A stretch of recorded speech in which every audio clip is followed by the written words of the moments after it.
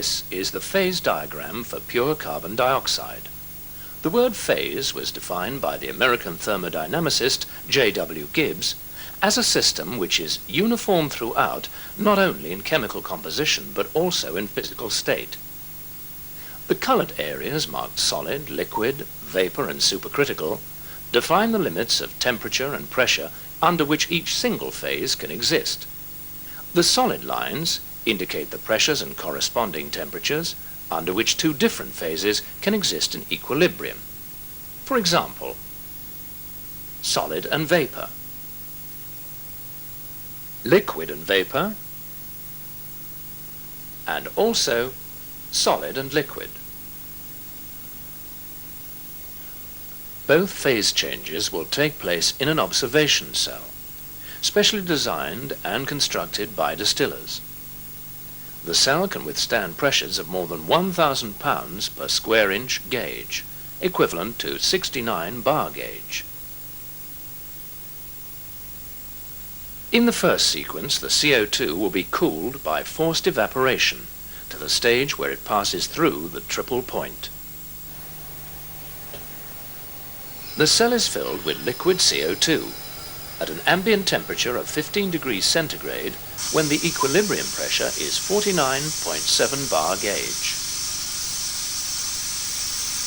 Venting CO2 from the vapor phase above the liquid allows more liquid CO2 to be canned from the supply cylinder into the cell, raising the liquid level.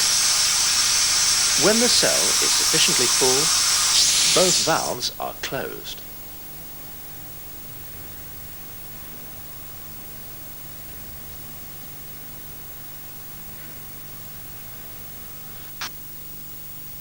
When the cell contents have settled, the liquid and vapor are in equilibrium.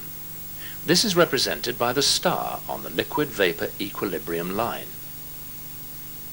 The vent valve is now open to release CO2 vapor from the space above the liquid. The pressure and therefore the temperature of the liquid CO2 falls rapidly as it boils to produce more vapor. As the pressure and temperature decrease, the conditions are represented by a different point on the liquid-vapor equilibrium line, once again indicated by a star.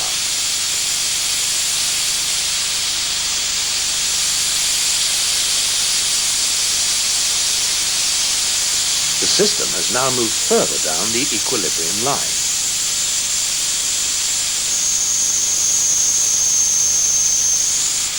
Solid CO2 begins to form.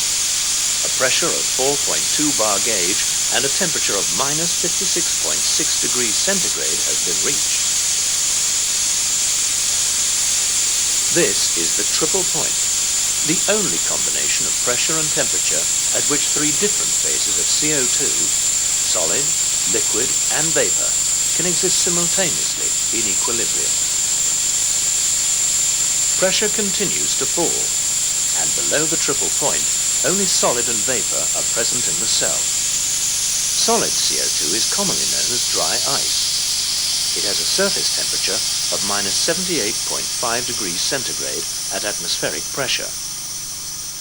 The pressure inside the cell is now equal to that of the surrounding atmosphere, which is approximately 0 bar gauge, equivalent to about 1 bar absolute. The vent valve is closed. The entire cell is now below ambient temperature and will absorb heat from its surroundings.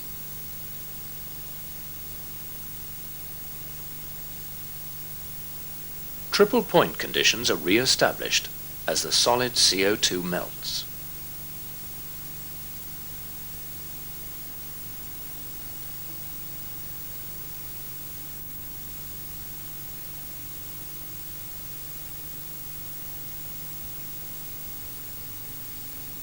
Now pressure and temperature have risen, and the cell contains liquid CO2 and CO2 vapor in equilibrium.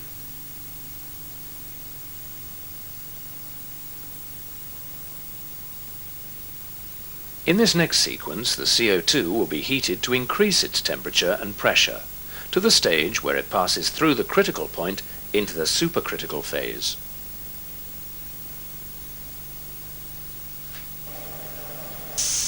The cell is again filled with liquid CO2, under the same conditions as before.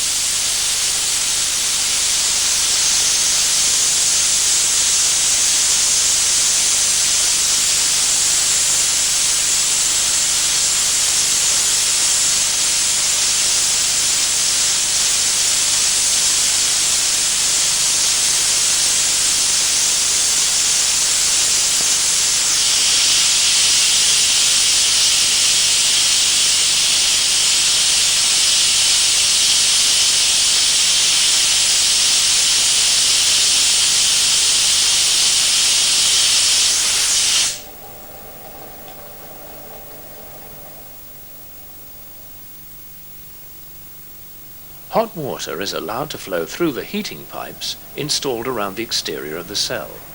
The temperature of the liquid CO2 increases with a consequent increase in the pressure as the liquid boils. The present conditions are represented by a point slightly higher up the equilibrium line. A well-defined meniscus is still visible. The CO2 vapor above the liquid becomes more dense as the temperature and pressure increase.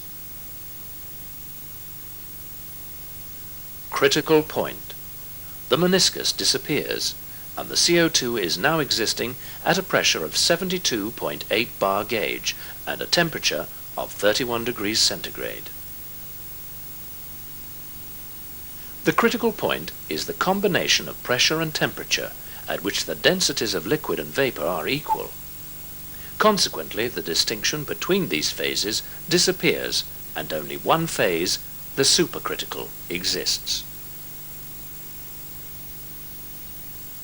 The critical density of CO2 is 468 kilograms per cubic meter, equivalent to 29 pounds per cubic foot, which is of the same order as many liquid substances.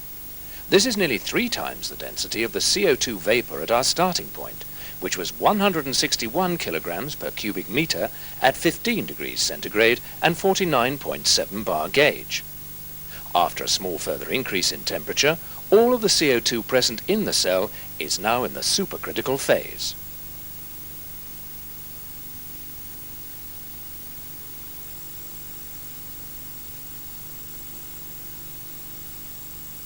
This supercritical CO2 has some interesting and useful properties. Its high density gives it some of the properties of a liquid. So, for example, it can act as a solvent for extracting various materials. However, its viscosity is much lower than that of most liquids, and its diffusivity is correspondingly higher. These properties have led to a great deal of interest in the use of supercritical CO2 as a safe, effective solvent, particularly for food products. Cell heating is shut off.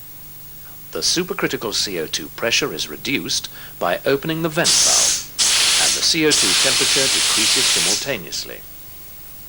When the critical point is reached, the liquid vapor meniscus reappears.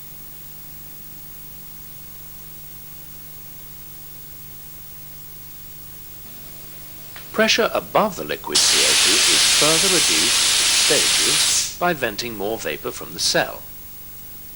Once again, the cell contains liquid and vapor in equilibrium.